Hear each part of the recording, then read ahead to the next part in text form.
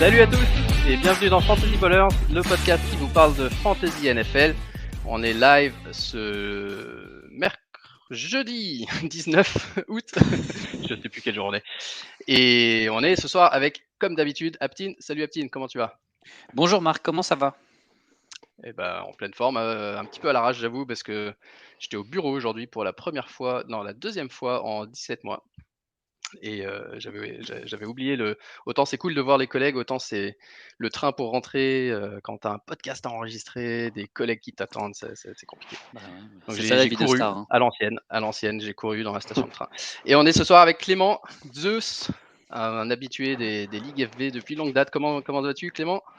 Salut tout le monde. Bah écoute, ça va plutôt bien la forme. Parfait. Je vais faire un petit peu d'admin avant de démarrer cet épisode. On est en plein dans les inscriptions de Ligue Fantasy Ballers en partenariat avec Café Crème Sport cette année. On a déjà 5 ligues remplies, 60 participants. Une 6e qui est quasiment pleine. On a déjà 10 personnes, 10 personnes inscrites, peut-être 12 même. J'ai pas checké dans les 2 dernières heures. Continuez à vous inscrire, hein, le lien sur Twitter, sur Facebook, sur la page de Café Crème Sport également. Continuez à vous inscrire, hein, plus il y a de ligues, plus on va se marrer, et il faut juste des multiples de 12, donc premier venu, premier servi. Ça c'est la première chose. Deuxième chose, on a aussi créé une dynastie pour certains de ces joueurs qui avaient envie. Donc nous, on a créé une dynastie il y a quelques semaines avec Aptine, Clément, plein d'autres qui sont habitués. Du coup, j'en ai créé une deuxième sur le même format.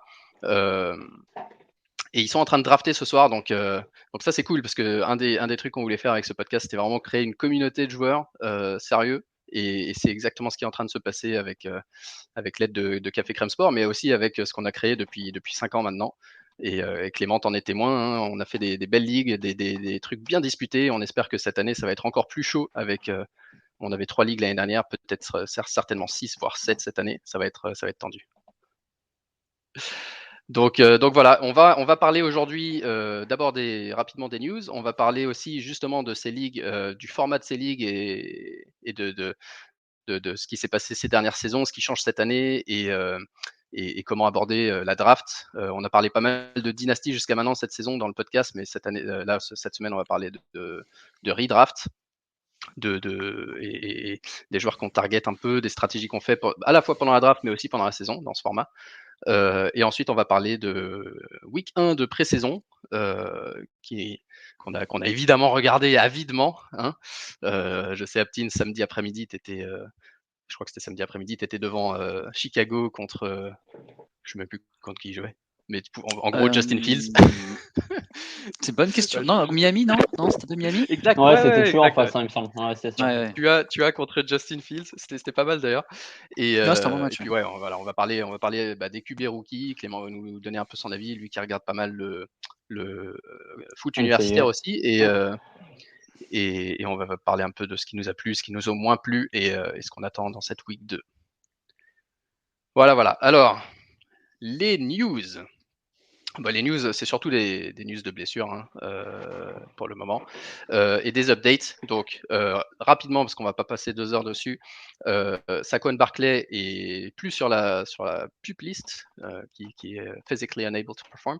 Il a été activé. Pour le moment, il fait que des drills à l'entraînement. Il a évidemment pas participé à la pré-saison.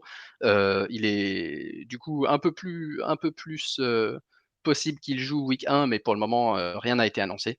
Mais en tout cas, c'est une bonne nouvelle parce que même s'il joue pas week 1, même s'il est un petit peu limité, je pense que assez rapidement, il devrait être capable de jouer. Carson Wentz, on l'avait dit, plutôt rassurant au niveau de son opération au pied. Il a une bonne chance maintenant, d'après les dernières infos qu'on a, d'être prêt pour week 1 et au pire week 2.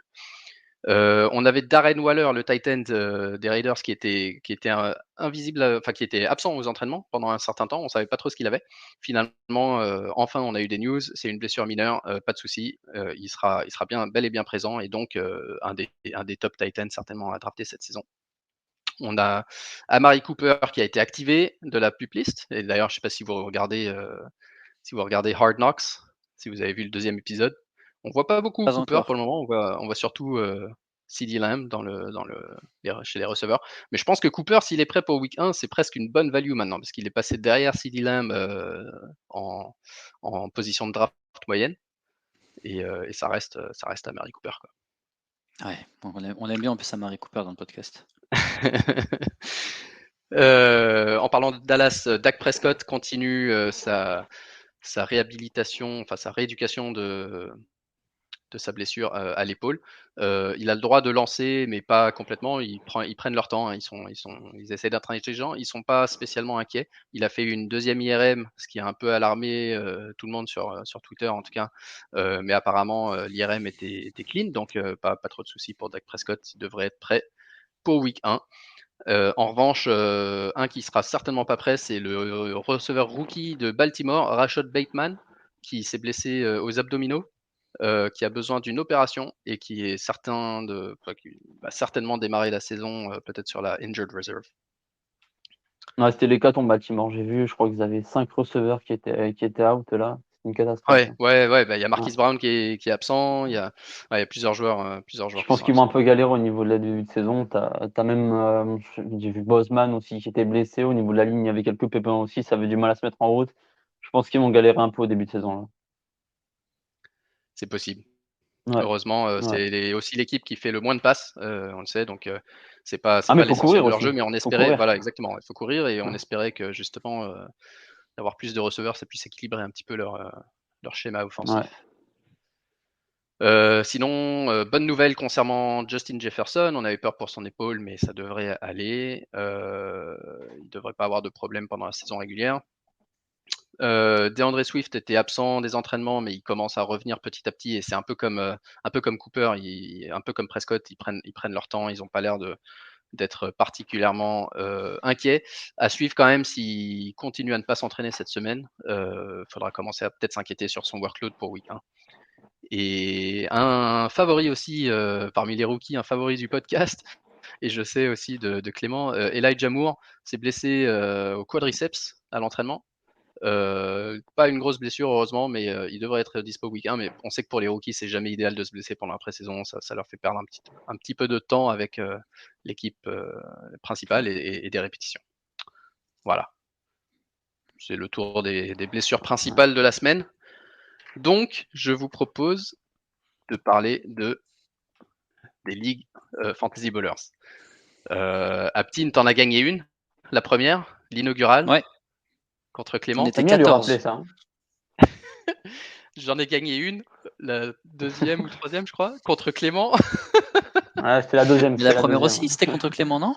Oui, Ah, c'est ça, ouais. les deux. Ouais. Et Clément On aime bien qui est perdre ici. un épouvantail de nos ligues Fantasy Ballers, mais qui l'a toujours pas gagné. Il a même fait une saison invaincue à la Patriots, invaincu jusqu'en finale. C'est contre toi que j'ai perdu, non? T'avais perdu contre moi et j'avais une équipe Ouais, c'est quand j'avais l'équipe de très malades faible. là. Quand j'ai... J'avais une Ouais. équipe de malades, j'avais une équipe assez faible et j'ai eu beaucoup de chance en finale. On adore Euh, ça. donc c'est une ligue classique, hein, redraft avec on essaye cette année on a enlevé les kickers, on essaye de faire juste quelques petites modifications par rapport aux ligues classiques avec lesquelles on essaye de réduire un petit peu l'incertitude qu'on a en fantasy football. Donc on a ajouté par exemple un receveur et un flex, je crois, et histoire d'avoir un line-up de départ un peu plus grand, donc de réduire un peu l'impact d'une performance particulièrement haute ou faible. On a aussi un super flex qui est en général un deuxième quarterback, un format qui est de plus en plus populaire en fantasy football puisque ça permet de redonner au quarterback l'importance qu'il peut avoir dans la réalité en fantasy. On sait que dans les ligues à un seul QB, en général, la stratégie c'est d'attendre pour drafter son QB. En Superflex, c'est pas forcément une bonne stratégie parce que forcément, si on est 12, ça veut dire on va starter 24 QB plus les bye weeks. Ça veut dire qu'en général, il y a plus grand monde sur les waivers et donc ça peut valoir le coup de drafter un top QB assez rapidement. Et à part ça, c'est une ligue assez standard. Hein. Là, on fait 12. Et cette année, ce qu'on fait, du coup, juste pour la petite histoire, dans toutes les ligues, chaque division a un titre de division possible. avec un petit truc marrant pour les playoffs, c'est-à-dire que la personne qui finit numéro 1 en saison régulière aura non seulement la bye week pour le premier tour des playoffs, mais aura le choix de nominer les 2 équipes contre qui il peut jouer en demi-finale. Oh là Donc là. il va au lieu de simplement laisser faire le hasard du classement, parmi évidemment donc les 6 premiers, hein, les équipes qui sont qualifiées en playoff, celui qui finit premier, il peut dire moi je veux que par exemple, je dis n'importe quoi, Aptine et Clément jouent l'un contre l'autre en week 15, comme ça j'aurai le vainqueur de ce match-là parce que je pense que je peux les battre plus facilement que les 2 autres qui sont qualifiés. Donc voilà un petit T'aimes bien truc rajouter des sympa. trucs tous les ans, un petit truc comme J'aime bien ça, là. Hein. rajouter des petits trucs, T'aimes bien. Hein. ça va être sympa, c'est un peu de chambrage, un peu de pression aussi pour le mec qui nomine 2 joueurs et qui peut se faire éliminer en demi contre quelqu'un qui l'a nominé. Et à part ça, en finale, donc on joue pour sa victoire de division, mais toutes les divisions joueront pour le titre unique de vainqueur Fantasy Ballers. Je sais pas si Clément, t'as changé un truc sur ton Non, micro, on entend ça c'est un pas écho. moi. Non, ça C'est pas moi. naît de chez moi. Je Ok, suis pardon. désolé. Et ouais, donc en finale, toutes les divisions joueront donc pour le titre de division et en même temps à distance pour le titre unique de champion Ligue FB. C'est celui qui fera le meilleur score, en gros le jour de la finale qui gagnera, qui sera nominé. Alors, ça c'est pour les règles. Par contre, pour les stratégies, je vais me taire 2 minutes et vous demander quelles sont dans ce format-là vos stratégies à la draft. Donc en Superflex, classique redraft, en commençant par toi, Aptine. Quels sont les conseils que tu peux donner aux gens comment aborder la draft dans ce genre de format? Alors, comment aborder la draft? C'est assez marrant parce que c'est un truc que je voulais plus en parler quand on allait faire le débrief de la pré-saison, mais c'est d'un peu rester sur ce que tu as étudié, sur ce que tu as vu et on va dire sur les notes que tu as pris pendant toute la off-season, Ouais. les depth charts, etc. Et pas regarder week 1 de pré-saison, voir 3 gros catchs et dire alors lui, lui fait partie de genre de troisième round, je le prends. Donc ouais, peut-être rester, on va dire, garder un peu la tête froide et même si tu vois des gros catchs ou des personnes qui sont pas mal targetées, dire ah bah c'est bon, lui, je pense que je vais faire une bonne affaire si je le draft assez tôt. On regarde tous les mêmes matchs, on est tous hypés par la pré-saison, donc je pense qu'il faut vraiment rester sur ce qu'on a vu et ce qu'on pense. Judicieux et enfin on a travaillé des semaines et des mois pour certaines personnes dont Clément j'imagine sur son ranking, pas pour arriver et voir 3 gros catchs et dire ok bah au final ce mec là ça sera WR1 et j'oublie tout ce qui s'est passé avant. Après moi c'était ma première draft dynastie que j'avais fait, qu'on avait fait il y a peut-être maintenant 2 semaines et j'avais le premier choix donc c'était assez facile, j'avais compris qu'il fallait prendre un quarterback assez rapidement, mais pour tout le reste de la draft j'ai un peu attendu et j'ai pris le meilleur joueur disponible. Moi, c'est comme ça que je marche un peu pour toutes mes drafts, surtout pour la Superflex, quand j'avais un peu sécurisé Mahomes avec le premier pick. Je savais que je Mmh. pouvais me permettre d'attendre et vraiment prendre le meilleur joueur disponible à chaque fois. Donc, je m'en suis plutôt bien tiré. J'ai réussi à avoir pas mal de quarterbacks jeunes pour couvrir Mahomes, comme Mac Jones, je l'ai eu assez facilement d'ailleurs. Ça m'avait un Mmh. peu étonné. Kirk Cousins que personne ne voulait. Je voyais les Derek Carr partir avant. En tout cas, il y avait 2-3 QB. Enfin, je pensais pas qu'ils allaient partir avant un Kirk Cousins. J'ai aussi pris ma backup de Kirk Cousins qui est Kellen Mond que j'aime beaucoup. Donc, Ouais.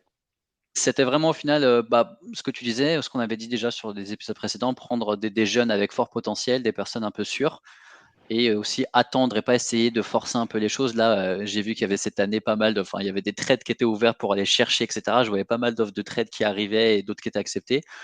Je trouvais qu'en attendant, tu pouvais avoir à peu près tout ce que tu voulais, à part si tu avais un crush pour, par exemple, un Elijah Moore pour Clément ou moi pour un Terrace Marshall. Moi, ça a plutôt bien fonctionné parce que je pense que j'ai fait peut-être un seul trade, c'était pour monter, je crois, c'était pour prendre KJ Hamler de Denver Broncos. Parce que Ouais. je voyais que c'était le seul nom qui avait un peu de, on va dire, un peu de hype sur ce qui restait. Parce que franchement, arriver 13, 14e round à un moment, t'es limite en autopic, ça revient peut-être à la même chose. Mais ouais, rester, enfin, peut-être attendre que la draft vienne à toi au lieu de forcer un peu, en tout cas Ouais, ça pour les c'est une drafts que bonne tu peux manière essayer. Ouais, et de peut-être le attendre formuler, ouais. et meilleur joueur. Et je m'étais rendu compte de la draft, je lisais des choses qui disaient il y avait beaucoup de receveurs mid-round, ou en tout cas il y avait beaucoup on va dire, de potentiel. Ça se voit. Franchement, lors de la draft, si vous arrivez vraiment à sécuriser un super QB, en tout cas un super flex, et un super running back. Franchement, après, les receveurs, vous en avez à toutes les sauces. C'est un peu le style que vous préférez aussi. Et je pense que c'est aussi important de kiffer un peu avec les joueurs que vous aimez bien en fantasy. Ouais, exactement. J'ai bien aimé que tu dises laissez la draft venir à vous. C'est bien d'arriver avec une stratégie en tête, mais surtout il faut être capable de l'adapter, d'en avoir quelques-unes, quelques plans de backup parce qu'une draft ça se passe jamais comme prévu. On a beau faire des mocks, les mocks même sur des sites qui essayent de rendre les mocks aussi réalistes que possible avec des stratégies différentes. Ça se passe jamais comme prévu. Il y a toujours des mecs qui partent bien plus tôt qu'on ne le croit, d'autres qui partent beaucoup plus tard que personne ne veut. On sait pas trop pourquoi. Donc être capable d'adapter et comme tu l'as dit Aptine, en super flex, je pense, sécuriser un bon QB, un bon running back et ensuite effectivement les receveurs. Alors c'est cool d'avoir Davante Adams ou Tyreek Hill, mais il y a une panoplie de receveurs cette année Non, il y en a dans beaucoup. les rounds 3 à 7 qui permet vraiment, même dans le format où on peut démarrer, on peut starter, je crois, techniquement 5 ou 6 receveurs dans notre, dans notre système, mais il y a de quoi faire. Il y a vraiment de quoi faire. Mais inversement, voilà, on a dit ça. Et si par exemple tous les running backs que vous targetiez, vous avez peut-être un premier tour tard et que vous voulez démarrer QB et receveur, ou inversement attendre pour le QB parce que vous avez de la value en receveur et que vous voulez démarrer avec, je sais pas moi, Jonathan Taylor et Davante Adams, c'est une très bonne stratégie aussi. Il faut être capable de l'appliquer. Il ne faut pas bêtement se dire non, non, j'avais dit que j'attendrais pour le receveur, donc j'attends. Si Ouais. la valeur vient à vous, prenez-la. Ouais. Surtout qu'au Clément, toi, final, tu te vas-y. fais juste encore un point, c'est au Ouais. final tu arrives facilement à être pris dans la draft ou quand il y a un rush QB de dire ok je suis obligé de prendre un QB, tout le monde prend un QB C'est ça.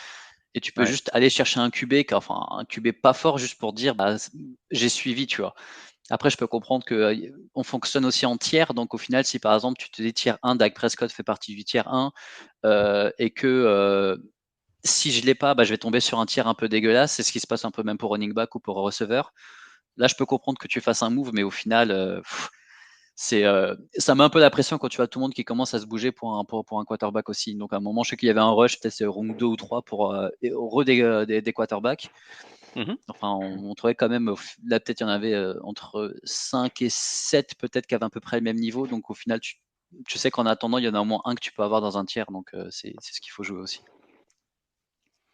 Exactement. Exactement. Clément, toi, Oui. je sais que tu as souvent des drafts qui sont justement un peu moins académiques, on dira, et qui sont diablement efficaces à chaque fois au bout de souvent le soir de la draft. On se dit mais qu'est-ce qu'il fait? Et puis au bout de 2 semaines, on se dit ah ok, ah, c'est ça qu'il était en train de faire.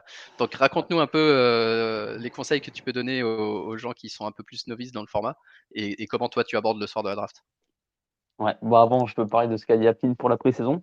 Bien sûr. La pré-saison, je regarde jamais les starters. Enfin, je regarde, tu vois, quand tu regardes le match, tu regardes un peu, mais les starters, ça veut quasiment rien dire. La pré-saison, ça sert à faire les 53, clairement, et à donner un peu de temps de jeu, quoi. Et après, tu regardes un peu ce que donnent les QB rookies, parce que voilà, ça donne toujours une petite tendance pour ceux qui jouent avec les QB starters. Mais après, pas vraiment d'enseignement tiré, à part un peu les blessures. Tu écoutes un peu ce qui se dit au niveau des camps, mais après, faut pas trop regarder la pré-saison.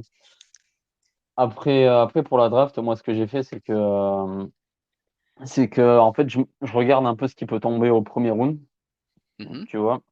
Et je me dis au premier round, il n'y a pas 36 trucs qui peuvent se passer, en fait, tu vois. Donc, je me fais un peu, si tu veux, un plan A, si tu veux. Si j'ai ce qu'il veut, si j'ai le mec qui veut tomber en premier, en fait. Ouais. Là, par exemple, cette année, j'avais eu Lamar Jackson au premier round dans la dynastie, je l'ai pris en deuxième pick. Ok, j'avais une option A, c'était de trade up au premier round pour prendre Justin Herbert, mais environ moitié du round 1. Si je l'avais, du coup, ça me changeait un peu ce que j'avais, parce qu'au niveau du round 2, je pouvais pas envoyer. Et, euh, et du coup, j'ai pas réussi. Du coup, j'ai regardé un peu ce qui tombait derrière. Et en fait, ce que je me suis dit, c'est que niveau receveur, c'était assez large au niveau dynastie, parce que les mecs qui avaient un peu d'âge, ils partaient assez tard. Et au niveau des running backs, c'était assez réduit. Donc, ce que je me suis dit, c'est que j'allais drafter en premier lieu des quarterbacks, ça partait pas trop vite et qu'il y avait de la qualité au niveau quarterback. Donc, dans les 4 premiers rounds, j'ai pris 3 quarterbacks. Je suis parti sur Lamar Jackson, je suis parti sur Zach Wilson et Deshaun Watson. J'ai pris au deuxième round, j'avais pris Dobbins. Je l'avais pris parce que pour moi, ça va être une grosse value. Pour moi, value premier round. Après, c'est moi qui pense ça. J'aimais les Ravens, donc peut-être que mon change ton jugement nom à est Ravens Fans. altéré. Hein. Et après, en fait, j'ai trouvé qu'il y avait beaucoup de rookies qui partaient à assez fort potentiel, qui partaient rookie ou deuxième année, qui partaient environ mid-draft à peu près. Donc, ce que je me suis dit, c'est que j'allais ensuite drafter ces rookies environ mi-draft et que j'allais chercher les vétérans qui pouvaient leur passer devant du roster, en fait, un peu plus tard. Ce qui fait en fait que là, en fait, j'ai essayé de prendre les mecs à potentiel, en fait, si tu veux, et qui peuvent être qui peuvent être bons. Et si jamais ils sont pas bons, j'essaie de prendre leurs mecs qui sont derrière eux, qui sont un peu plus âgés, pour faire des points directs. J'avais pris Henry Ruggs. Tu me suis? Ouais. J'ai pris Henry Ruggs. Écoute, je pense qu'il va percer, j'espère. Si ça va pas en attendant, j'ai John Brown qui pique assez tard, hein, John Brown. Derrière, j'ai pris Elijah Moore. Avec Elijah Moore, j'ai pris le combo, j'ai pris Corey Davis. Et derrière, j'ai pris Gabriel Davis et j'ai pris Emmanuel Sanders. Donc en fait, Donc ça, j'essaie de prendre les jeunes en dynastie en fait, et j'essaie ouais. de prendre des vieux que je pouvais piquer vraiment tard en fait, pour pouvoir essayer d'assurer des points au moins au départ et puis avoir la continuité derrière avec des mecs à très fort potentiel. Là, Donc c'est ça, c'est de la ce que j'essaie de dynastie, faire. mais Ouais, en ouais. redraft, du coup, comment est-ce que tu abordes Henry Draft. et surtout dans le format Ligue FB, parce que ce soir on veut parler de ça. Ouais, ouais. Euh, donc on a 10 titulaires, 6 bancs, 6 personnes sur le banc, donc un banc assez petit vu le nombre de titulaires, surtout pour les bye weeks et tout ça. Heureusement, on n'a pas de kicker cette année, donc déjà il n'y a pas à se poser de questions là-dessus. Ouais. Comment est-ce que tu prépares ton roster? Quels sont les trucs que tu regardes pour essayer d'être blindé un peu à tous les postes? Ou est-ce que finalement tu prends juste de la valeur Alors là, on part et sur un comment tu fais à la superflex ou draft? pas? Bah oui, en Superflex ou pas? Superflex, format Ligue FB. Ok, ok, ça marche. Donc moi, quand c'est en superflex, perso, j'aime pas prendre des QB trop tard. J'aime bien avoir au moins un QB dans les 3 premiers rounds, tu vois. J'aime pas partir Ouais. sans. Et après, on va commencer par la plus forte value, hein. C'est ce qu'il y a de mieux à faire, hein. C'est de voir le mec le plus fort qui tombe. Et peu importe le poste. Ok. Et au Après, niveau de. premier round, juste, je pars jamais sur un receveur premier round. Il y en a qui le font, j'y arrive pas. Je l'ai jamais fait, hein. Je l'ai jamais fait, j'y arrive pas. Sinon, je prends le C'est pour mec le ça que plus tu fort en gagnes pas, mon gars. receveur. Donc, ouais. Écoute. Et du coup, la Ouais, constitution de ton banc. Alors moi, je vais vous poser quand même des questions un peu plus poussées, les ouais. gars, parce que là, donc on vous draftez évidemment des titulaires et tout ça, des mecs. Ok, alors je crois qu'on est tous les trois d'accord pour dire, on va aller chercher la valeur et peu importe le poste et constituer notre équipe comme ça et réagir. Maintenant, est-ce que si par exemple ok, donc tu as tes titulaires. Qu'est-ce que tu vas faire de ton banc? Est-ce que tu vas chercher des mecs qui peuvent compléter, qui sont encore sur la valeur, et cetera? Ou est-ce que au contraire, tu vas, peut-être chercher des mecs qui sont peut-être, enfin qui ont un plancher moins élevé, qui sont un peu moins safe, mais qui peuvent te faire gagner ta ligue? Parce qu'au final, c'est ça qu'on veut, on se rappelle jamais. Bon là, on se rappelle qui a fini deuxième, hein, en l'occurrence, mais le but, c'est de gagner la ligue et moi, perso, j'ai été coupable de ça dans beaucoup de mes ligues pendant des années. C'est justement de la jouer safe et de jouer ce format un peu. Allez, je vais prendre le meilleur joueur possible techniquement sur ouais, ce que je sais, le mec, ce qu'il va jouer, ce qu'il est titulaire, il va jouer 16 matchs, ok, mais c'est pas un mec forcément très intéressant, c'est un mec avec un upside assez limité, mais il va quand même être bon, etc. Il va pouvoir m'aider si j'ai une blessure, ça sera un bon running back titulaire, etc. Et au final, j'arrive souvent quasiment tout le temps en playoff, parfois en finale, et j'en ai gagné qu'une. Alors qu'il y a des mecs qui justement prennent plus de risques, qui vont aller chercher un joueur au lieu de prendre par exemple le backup. Si tu prends, je sais pas moi, Derrick Henry et tu te dis bah il faut que j'ai Darrington Evans dans mon équipe. Ouais, ok, tu peux avoir Darrington Evans. Il y a des chances que tu te promènes avec Darrington Evans qui te bouffe une place de banc pendant toute la saison pour éventuellement, si Derrick Henry se blessait, peut-être te sauver ta saison. Ça, c'est pas faux. surtout à la fin de la saison, ça peut aider. Mais est-ce qu'il vaut pas mieux justement prendre le backup de quelqu'un d'autre dans l'espoir d'avoir du coup deux RB1? Moi, la seule année où j'ai gagné, c'est une année où j'ai pris James Conner avec mon dernier pick à la place d'un kicker, justement. J'avais pas de kicker à la draft. J'ai pris James Conner en me disant, bah, Le'Veon Bell, il est toujours pas là. Tout le monde dit qu'il va revenir week 1, mais ça commence à être tard dans la saison, machin. Je vais prendre Conner. Et bah, au final, je me suis retrouvé avec 2 RB1 grâce à ça. Je sais plus qui était le premier d'ailleurs, mais grâce à ça, j'ai vraiment eu une équipe très solide en début de saison. Ouais, c'est ça, les Donc, backups. qu'est-ce Les que vous backups, faites faut avec mieux votre banc? attendre un peu la fin de la saison, comme tu le dis à chaque fois, de toute façon. Ouais, le Au backup niveau de des ton backups de titulaire, running t'attends back, la. sinon ça te bouffe avant. Ouais.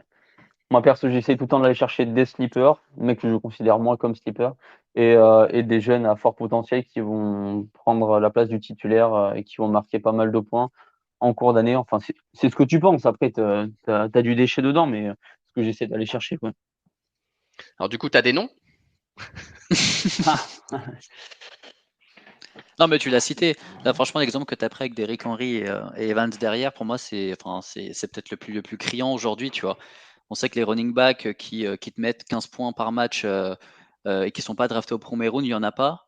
Et ceux qui peuvent le devenir sont les mecs que tu dois targeter. Donc, surtout si tu as un running back que tu estimes peut-être un peu fragile, par exemple, je pense à Elliott. Moi, enfin là tout de suite, je pense à Ezekiel Elliott, Ouais. dont je suis moins sûr. Tu vois, c'est je le vois partir dans les 5 premiers running backs. Moi, je suis pas vraiment high sur Elliott, mais si par exemple il commence à tomber en fin de premier round, tu le prends, tu es sûr de prendre un Tony Pollard derrière. Quand il était pas Ouais. là, il faisait du bon boulot, etc. Euh, Quand tu as un premier gros running back, pour moi, surtout si tu es en dynastie, tu es obligé de te backer avec son remplaçant. Si tu dois cramer, on va dire, faire un petit reach de 1 voire 2 rounds, c'est quelque chose que tu es pour moi un peu obligé de faire parce qu'il suffit juste que ce mec-là tombe dans une autre équipe, ton premier pick, il saute et c'est un autre mec qui prend un RB1. Donc moi, c'est ce que j'ai essayé de faire avec un Kirk Cousins et un Kellen Mond parce que Kellen Mond, c'est peut-être l'un des seuls quarterbacks que je suivais un peu et que j'aimais beaucoup, même si spoiler alert, on va en parler peut-être un peu après. Mais en tout cas, c'est un mix après, tu vois. C'est des sleepers à fort potentiel, des mecs que tu aimes bien. Par exemple, un Kellen Mond, moi, c'est quelqu'un que j'ai l'impression de me répéter, mais de dire que j'aime bien, etc. Mais vu que j'ai pris Kirk Cousins, qu'il était un peu tombé chez moi, je me suis dit, bah là, c'est sûr à certain que je vais prendre Kellen Mond, même si je dois monter un tout petit peu pour le prendre.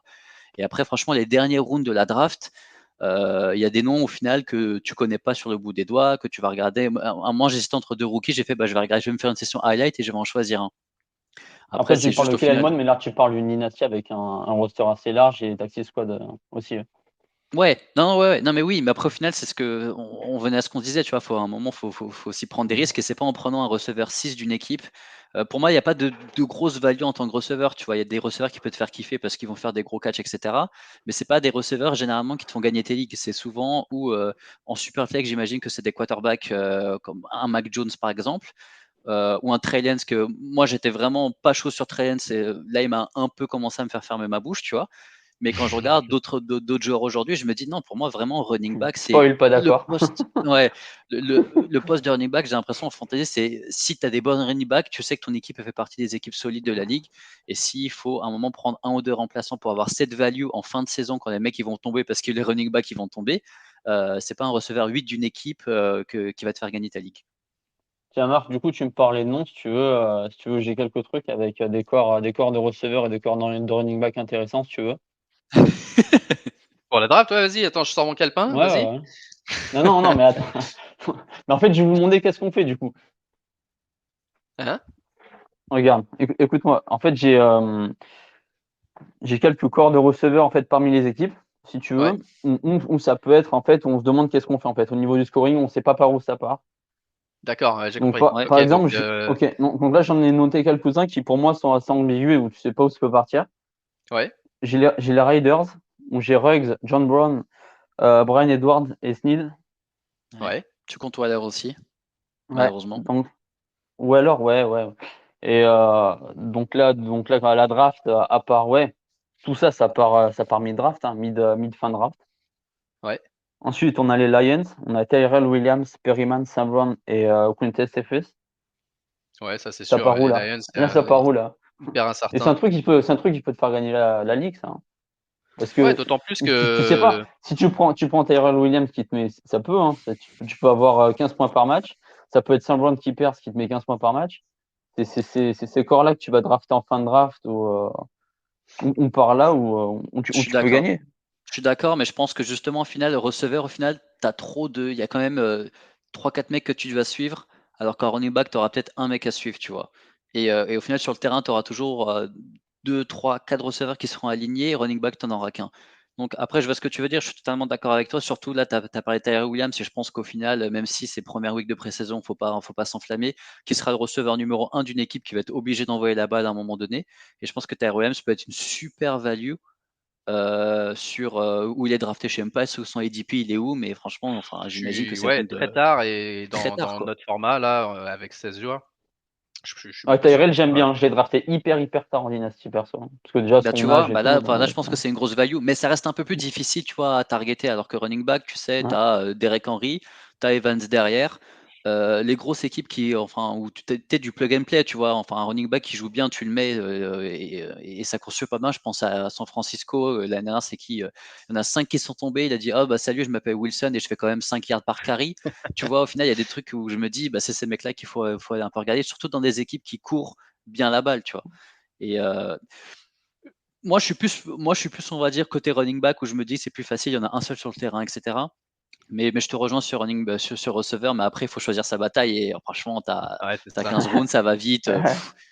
Donc, Moi, je Parce que, suis, ouais, je suis un peu plus comme Eptin. Je dirais, alors, tu as tout à fait raison sur les corps de receveurs où c'est incertain. Ça, c'est des bonnes fléchettes à lancer si, en fin de draft, justement, si vous avez des fléchettes à lancer, au lieu de la lancer sur, je sais pas moi, je vais dire n'importe quoi, un nom qui me vient en là, tête, c'est choisi ton Sterling mec, hein. Shepard. Là, c'est tu Hein? regardes et c'est choisi ton mec, hein, là. C'est ça. Au lieu de la lancer sur Sterling Shepard où tu sais que l'upside est limité, machin, les receveurs de Détroit, Jared Goff, on sait, il a été capable. Bon, alors, en plus, il est un peu sous-coté maintenant parce qu'il a été tradé. On se dit, il va dans une équipe pourrie.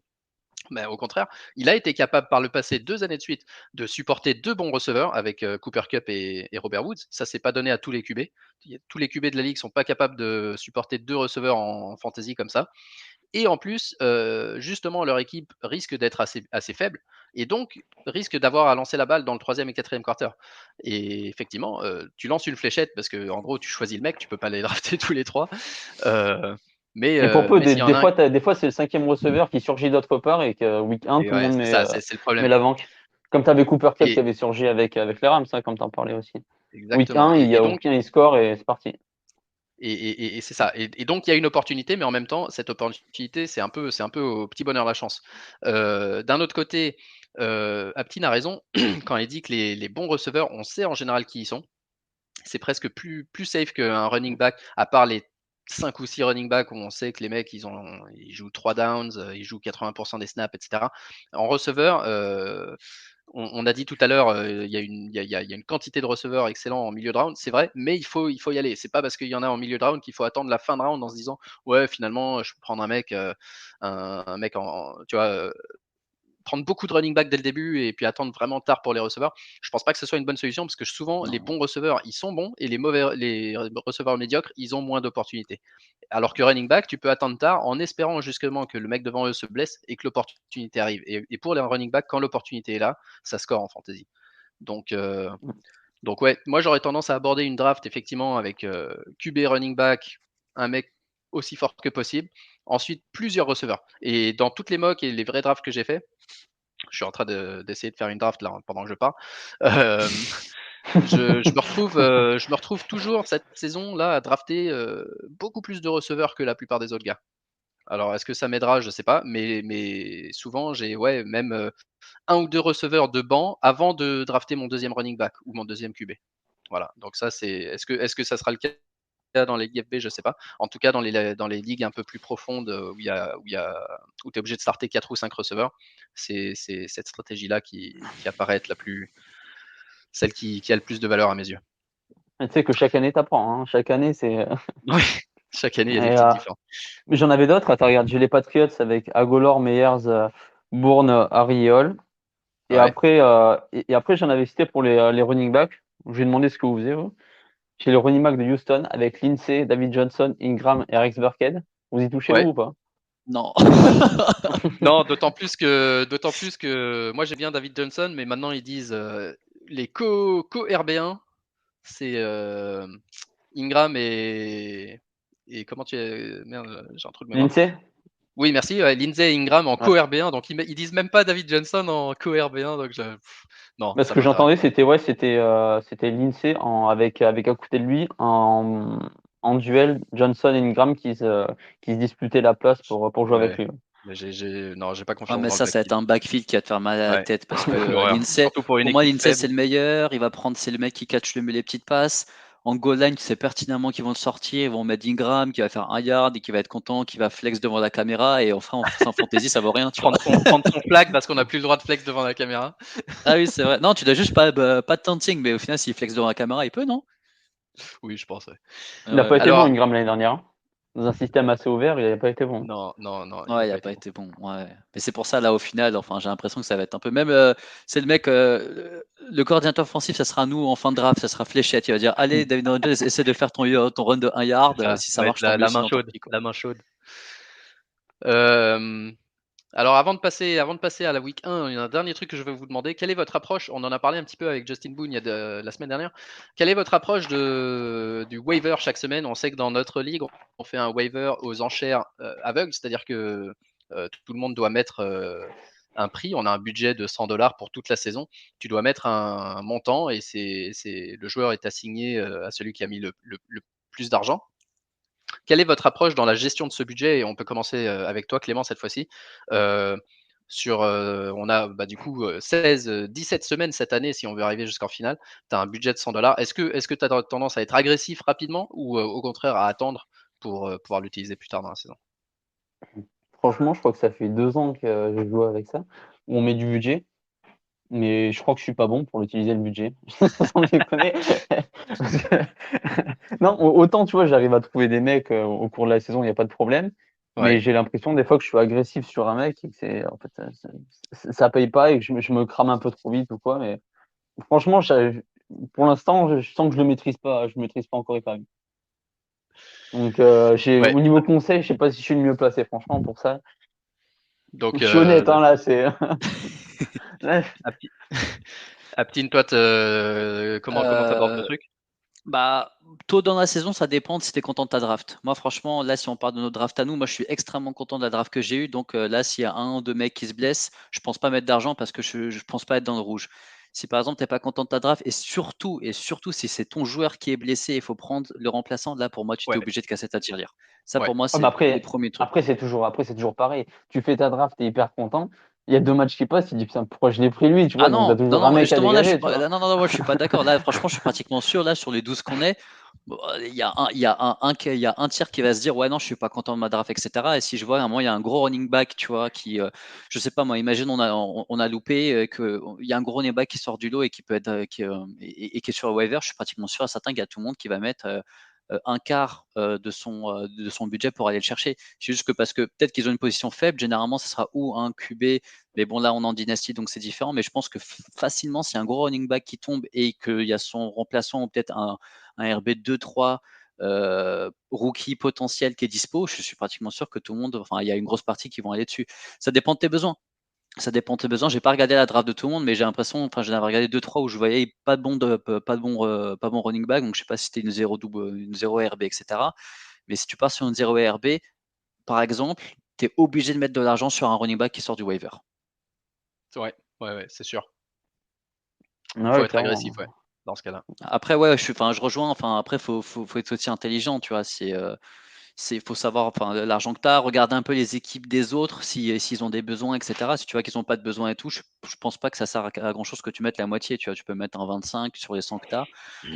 Ça demande du boulot, hein, mais de regarder ce Ça que va vite, les hein. effectifs, etc. Même Ça 25, va ça très va vite. vite, hein. Ça va très Ouais. vite, mais après, au final, le pire, c'est que si tu vois le train et pas, si t'es pas dedans, tu as 16 semaines où tu vas t'en vouloir, tu vois. Donc après, c'est ce que moi, enfin, c'est ce qu'on on se fait souvent la réflexion avec Marc, c'est qu'on a l'impression que le budget, à la fin, les mecs, ils pensent qu'ils vont prendre $70 dans leur vraie poche, ils vont se dire, ah, Ouais, c'est bon, j'ai gagné ils le 70 gardent, ils le gardent, genre c'est bon, j'ai économisé, je vais pouvoir C'est m'en servir fictif, plus hein, tard. Ouais. l'essence, c'est pour être utilisé et tu peux facilement te retrouver enfin, après, c'est le jeu, hein. Moi, à un moment, j'avais mis un 30 balles, un 30 balles sur un Galman qui m'a fait un match à 20 points, j'ai fait, quelle trouvaille, et il est tombé le match d'après, tu vois. Donc après, c'est le jeu Ouais. aussi.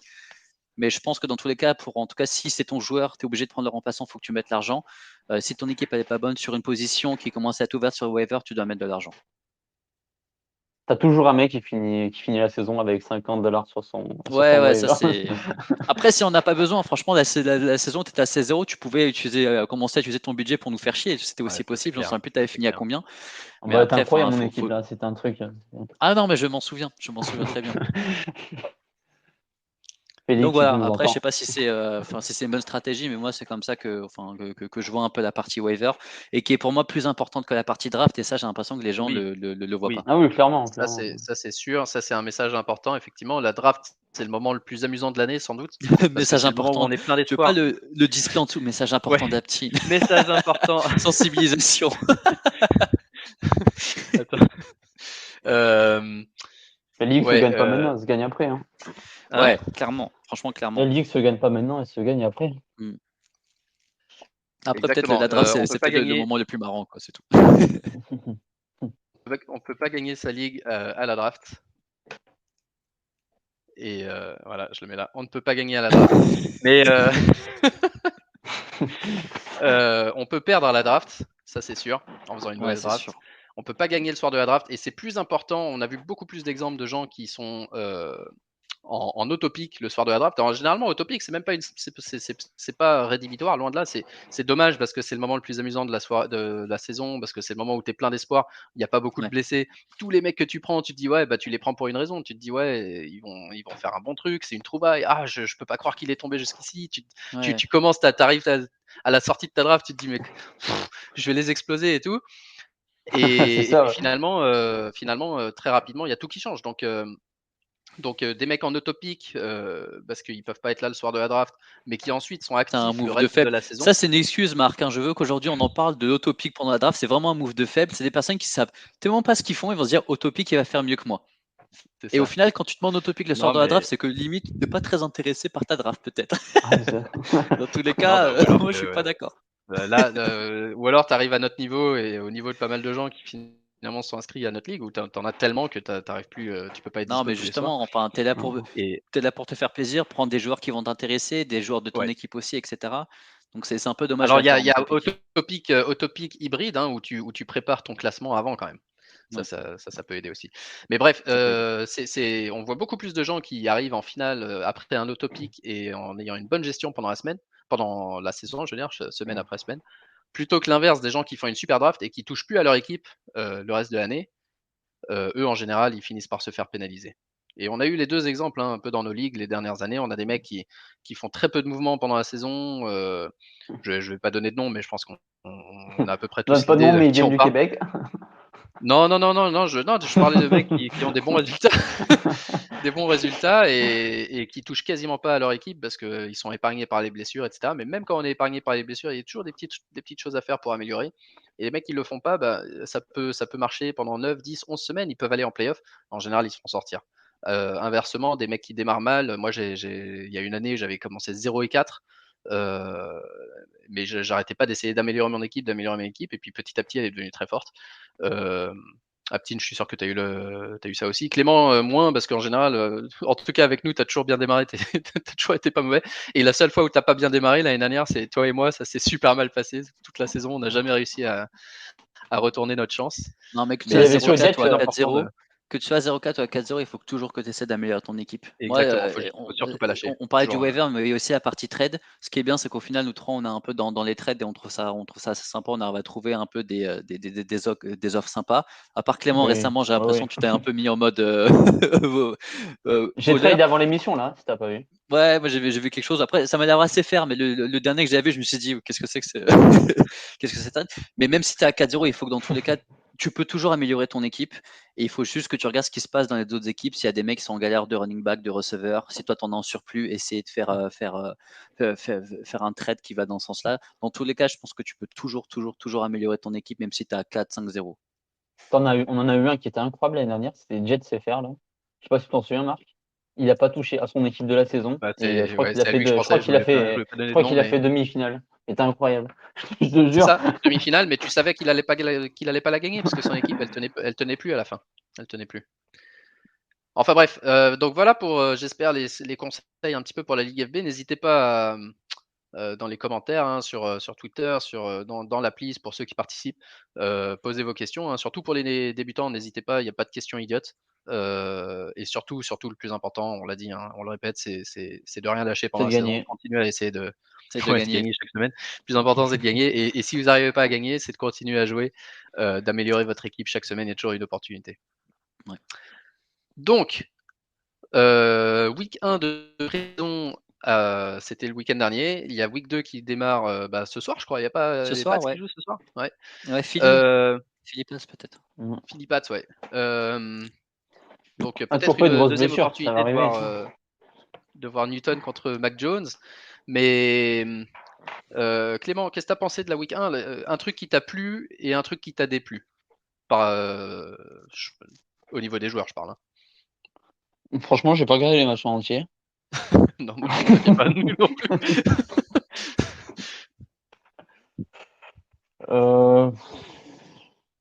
Je me suis principalement concentré sur les quarterbacks. Donc, Ouais. je vais dire un qui m'a plu, je vais dire Zach Wilson. Et je vais dire un qui m'a pas plu, Mais je vais juste parce dire. qu'il est dans ton équipe, sois un peu objectif. Attends, le deuxième. Je vais dire un qui m'a pas plu, je vais dire Trey Lance. Ah, Trey Lance, t'as pas plu. Alors, développe, parce que ça, c'est intéressant. Voilà. Ouais. Faut savoir qu'il a joué avec l'équipe des remplaçants, il n'était pas avec les starters. Donc, faut quand même préciser, hein, parce que ça change à chaque fois. Il a marqué un touchdown. C'était sur une play action. C'était une assez longue passe. Je crois qu'elle fait à peu près 80 yards. Une bonne passe assez puissante et précise. Après, il m'a pas plu, mais je suis pas complètement à l'air non plus. Tu vois, c'est un rookie. Il a pris un sac qui était évitable. Il fait un fumble. Après, c'est un rookie. Hein. Je l'ai pas trouvé précis. J'ai trouvé après les receveurs ont droppé. Il a reçu beaucoup de pression, mais franchement, j'ai pas été convaincu. Après, c'est un rookie, pas de conclusion hâtive. J'aimerais bien quand même qu'il reste un an tranquille derrière Garoppolo. Voilà. Après, c'est des rookies, tu vois, je vais pas les assassiner non plus, mais voilà. Là, tranquille. Là, j'ai dit, faut le laisser tranquille, laissez-le bosser, laissez-le derrière Garoppolo, tu vois. Voilà. Ouais, pas trop longtemps quand même, ouais. Un petit peu. Aptine, Regarde toi, Mahomes, il a pas bougé, hein. ouais, Mahomes, ça c'est vrai. Et alors, ce qui est intéressant, Pat Mahomes a fait une saison entière derrière Alex Smith. Quand on connaît la qualité de Mahomes, on peut presque se demander pourquoi, et ça lui a bien servi. Le coordinateur offensif, si je dis pas de bêtises, ou le coach de Chicago était pas coordinateur offensif chez Kansas City l'année justement où Mahomes est resté assis toute la saison, Oh, ou je dans le sais Moi, je staff. plus. pourrais pas te dire. Je crois que en tout cas dans le staff, je me demande si c'est pas Nagy.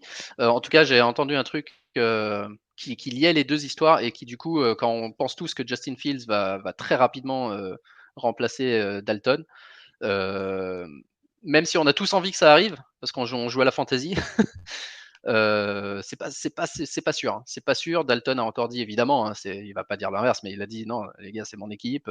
Je pense que on croit tous que Justin Fields va rapidement prendre le rôle, mais si Dalton fait pas d'erreur, et Dalton n'est pas si mauvais que ça, c'est pas un mauvais QB. S'il se blesse pas ou qu'il fait pas un match horrible à 3 ou 4 interceptions, est-ce qu'on est vraiment sûr que Justin Fields va jouer cette saison, et est-ce qu'il va jouer rapidement, ou est-ce qu'il va jouer vraiment tard dans l'année quand Chicago sera hors course?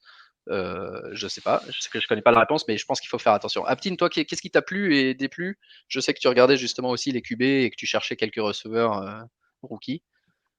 Ouais, non, moi c'était surtout pour regarder les rookies, comment ils jouaient, surtout pour voir un peu les choses que tu pouvais pas forcément voir dans les highlights. Après, moi, ce qui m'a plu, c'est de voir justement ces quarterbacks rookies jouer. L'année dernière, on n'a pas eu la chance de les voir jouer avec la pression qui avait été, je crois, écourtée, voire annulée avec Covid.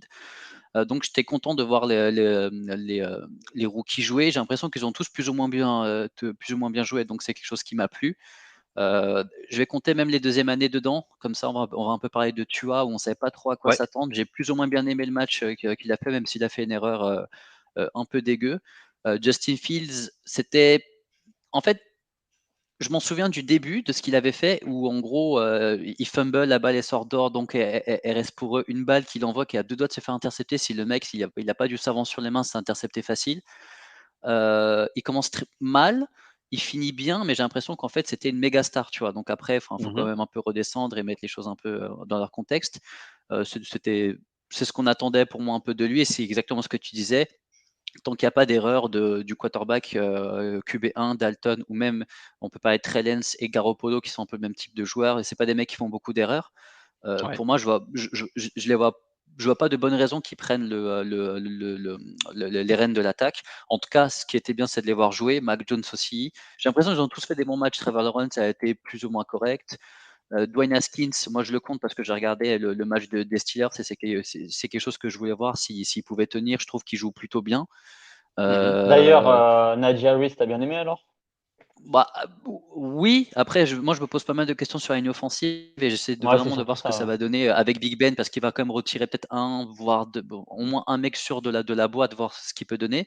On sait qu'on va lui donner plein de ballons, mais notre ligne offensive, c'est plus ce que c'était. Donc j'attends de voir. Moi, pour l'instant, c'était juste les lancers de Dwayne Haskins, les choix qu'il va faire. Pour moi, c'était vraiment ça ce que je voulais voir. Je l'ai trouvé assez solide. Donc vraiment QB1, QB2 qui prennent des reps, j'ai trouvé ça très bien.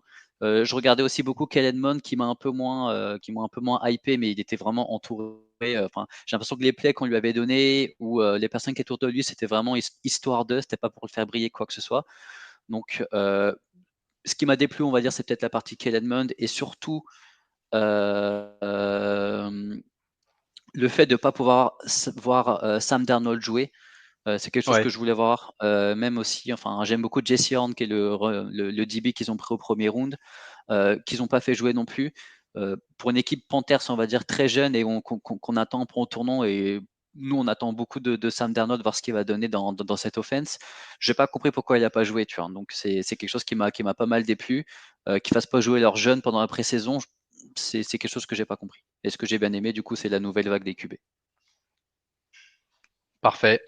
Quelques joueurs populaires après cette week 1 de pré-saison. Quez Watkins de Philly, qui a mis un touchdown de 60 yards, qui a montré un peu sa vitesse et tout ça.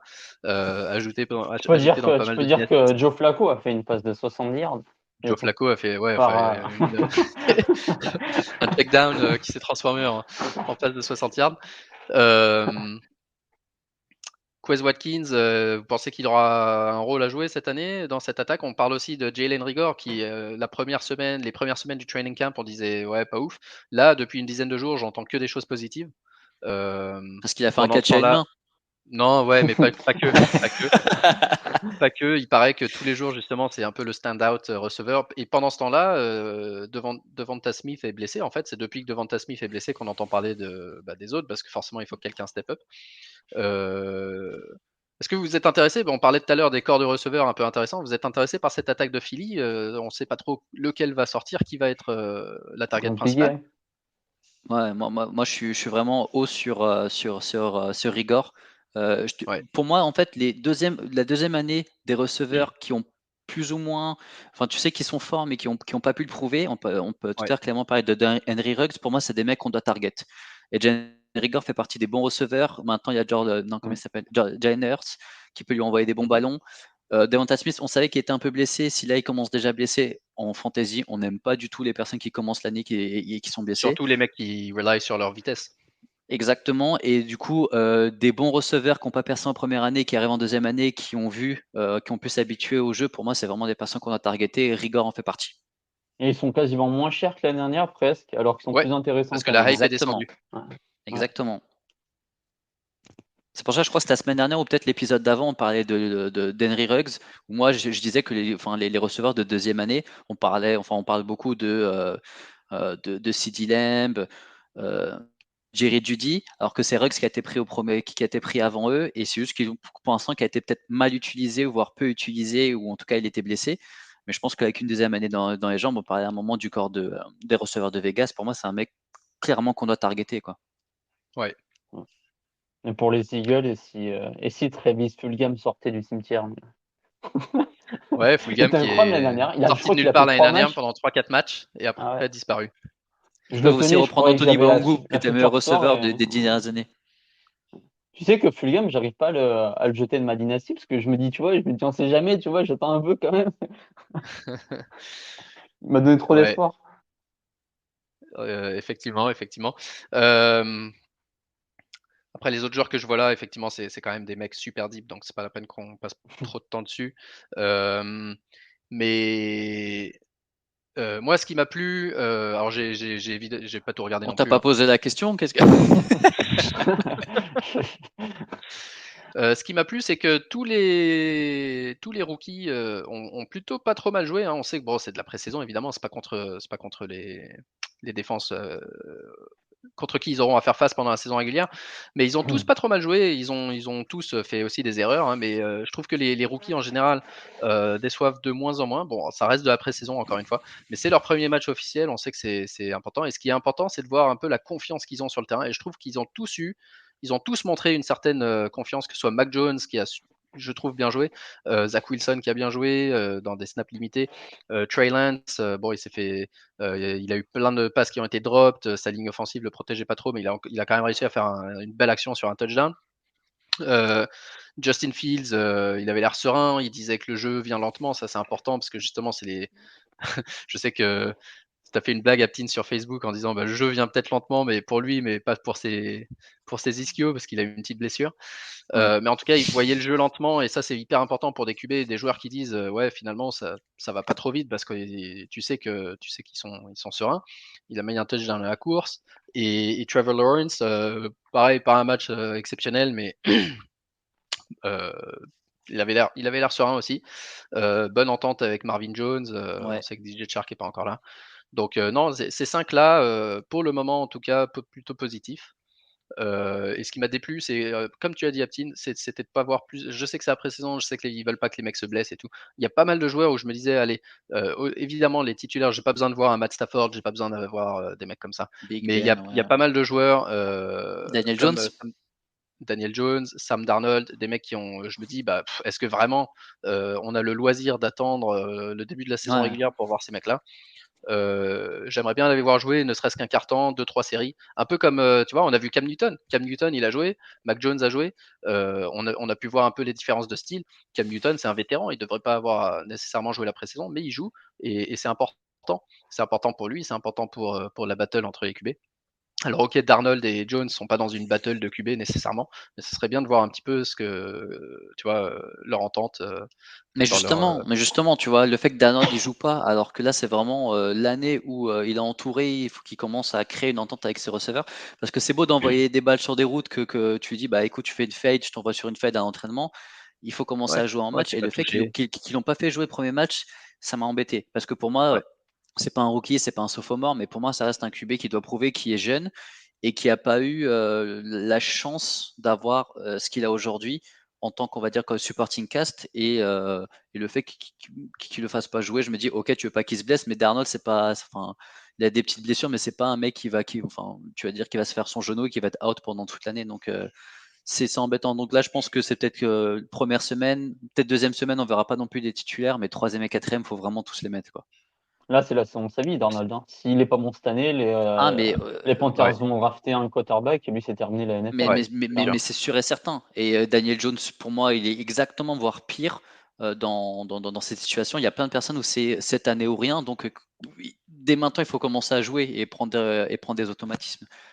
Parce que là, il n'y a pas d'excuse il n'y a pas de pré-saison ou des trucs comme ça. Donc, Non, exactement. Exactement. Un truc qui m'a plu, Drew Lock dans les battles de QB, hein, fort. à Nouvelle-Orléans, je crois qu'on n'a rien vu de spécial, mais Drew Lock avec Denver, il a fait un super match et surtout une grosse différence, même simplement en regardant les highlights. Ouais, Énorme différence entre les styles de jeu quand Drew Lock était sur le terrain et les styles de jeu quand c'était Bridgewater, qui a pas mal ouais. joué non plus, hein, mais c'est juste que c'est chiant, quoi. On va beaucoup plus s'amuser si c'est Drew Lock le QB. Et en plus, il a fait un beau match. J'espère d'abord pour le entertainment value, mais aussi pour la fantasy et pour les receveurs aussi, que ça sera Drew Lock qui gagne cette battle et qui garde le poste Ouais, toute la saison. je suis d'accord. Après, si enfin, s'ils sont à 0-4, ils peuvent mettre un Bridgewater pour essayer d'arriver, on va dire, Parce qu'on sait ce qu'il va donner. Bridgewater, Drew Lock, encore, il est quand même extrêmement jeune et en fait, ils essaient de voir si c'est le QB du futur. Bridgewater, tu sais qu'il l'est pas. Ça, il fait partie des Garoppolo, j'ai oublié l'autre gars qu'on avait cité tout à l'heure, de Andy Dalton. Tu sais ce qu'ils valent, tu sais ce qu'ils vont faire, ils font pas Ouais. d'erreur, etc. Mais à partir d'un moment, il faut miser sur un quarterback, un franchise quarterback, et c'est pas ces gars-là, quoi. Ah, Non, Dalton, c'est sûr, il c'est sûr. commence à sentir la poussière. Hein. Mais Dalton est plus rigolo que Bridgewater pour le coup. Dalton, il prend plus de risques, il fait des. Parce Ouais, qu'il est roux. ouais, c'est ça. Surtout en fantasy, Dalton, il a fait quand même des belles saisons avec AJ Green, où il le matraquait de cible. S'il peut faire la même chose avec Allen Robinson, c'est pas si mal. Alors que Bridgewater, il a fait sa carrière justement sur la sécurité, quoi. On l'a vu là, c'est plus, il fera des passes au tight end, il fera des passes au mec qui joue dans les 8 à 10 yards et il lancera pas des grosses mines à un KJ Hamler ou à un Judy. Donc je pense qu'on va plus s'amuser avec Locke. Ouais, agreed. Cool. Et bah les gars, ça fait 1 heure. Est-ce que vous avez là, week 2, à part, on espère voir Sam Darnold sur le terrain, week 2 de pré-saison, est-ce que vous avez des trucs, un match qui vous intéresse ou vous voulez juste voir confirmation de ce qu'on a vu week 1? Vous J'ai allez même pas attendre regardé mardi qui pour c'est les qui joue highlights? contre qui là. Et Qui? moi, je pense que je verrai le lendemain qui c'est qui a joué contre qui et je regarderai le lendemain. D'accord, Parce ouais. que Juste les temps forts, franchement, ouais. pour la pré-saison, je regarde pas en direct. Non, je regarde ce que je veux voir le lendemain, mais je me lève pas la nuit pour un match de pré-saison, clairement. Non, bah ouais, ça je peux comprendre. Moi, les équipes jeunes, j'ai envie de voir ce qu'elles vont faire. Donc, je pense que je vais regarder un peu toutes les premières mi-temps des équipes jeunes. En tout cas, si à un moment il y a un QB qui rentre que je connais pas son nom, tu peux être sûr que je vais éteindre ou je vais me lancer un animé plutôt que de regarder des commercials avec des joueurs que je connais pas. Mais ouais, les joueurs rookies, sophomores, les jeunes joueurs des équipes, on va dire un peu comme Washington, les Panthers, les Jets aussi, que moi je suis pas fan, mais je me dis peut-être que ça peut être sympa commencer à avoir cette hype qu'on essaie de construire autour d'eux s'il y a quelque chose à regarder. C'est tout. Confirmation de première semaine, parce que déjà première semaine, je trouve qu'il y a quand même pas mal de choses qu'on a vues. Maintenant, on attend de voir un peu plus qu'un drive et qu'on essaie de regarder 15 fois les passes que Trevor Lawrence a fait, qu'on essaye d'étudier chaque mouvement qu'il a fait, pour dire que là, il a été extrêmement intelligent parce qu'il a fait un pas en arrière pour éviter le rush, il a fait une passe de 2 yards parce qu'il pourrait gagner 5. Donc, Ouais. un peu plus de Et matière. surtout, on attend les premières vraies blessures, surtout. Donc, Non, on c'est ça Ouais, n'attend qui pas est. ça. on Qui n'espère attend pas, ça? mais ouais, Moi. on n'espère pas. Ouais. Tiens, ouais, je voulais te dire trois trucs que j'avais remarqué sur les QB principaux là. Bah vas-y Un alors, truc que j'avais remarqué. ton Alors, briefing des j'avais vu, QB. ouais, c'est ça. Alors, je t'avais parlé de Trey Lance, que Ouais. t'aimes bien, que j'avais pas aimé là. Et enfin, que j'avais pas aimé, voilà, c'est un rookie. On va éviter trop les flinguer non plus, les pauvres. Donc après, ouais, Justin Fields, il a joué avec l'équipe remplaçante. Il Ouais. commence, il a envoyé une passe. Il a envoyé, je sais plus, c'est pas sur une fade ou quoi, où il était. Ah non, attends. Il a envoyé une passe qui était à deux doigts de l'inter. Il a Ouais. été vachement sous pression.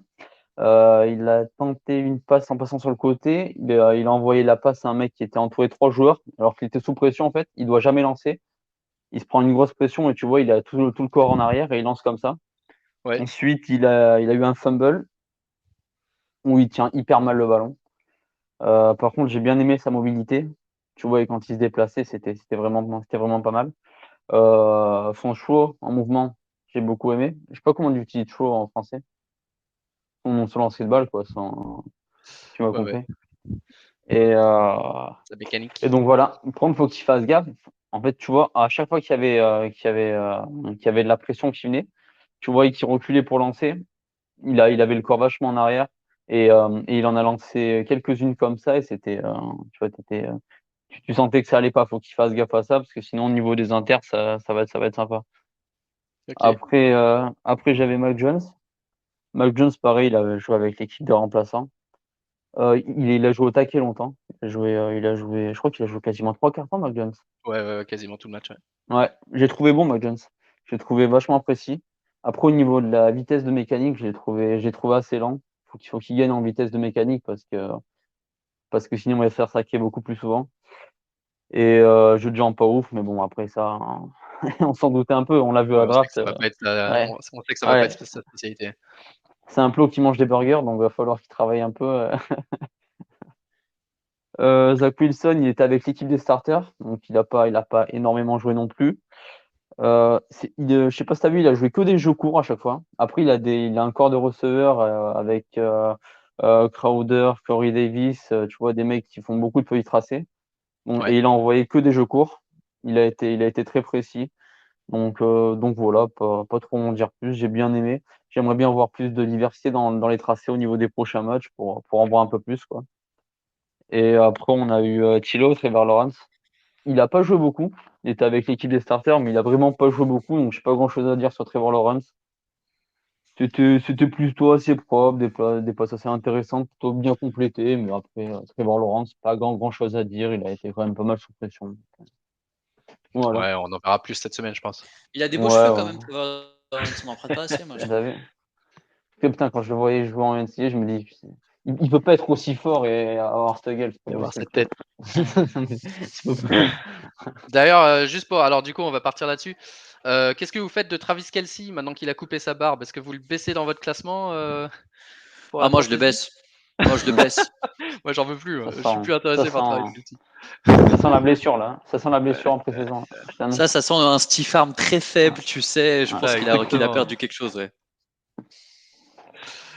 Bon les gars, bah merci pour les analyses pointues et surtout pour les conseils de draft qui vont être très très appréciés, je pense. On Et espère. on se retrouve du coup nous en draft pas la semaine prochaine mais la semaine suivante dans toutes nos ligues. N'oubliez pas de vous inscrire pour ceux qui l'ont pas encore fait. Il y a encore des places. Et on espère ouais pas trop de blessures d'ici là hein, pour qu'on ait une draft marrante. Ouais.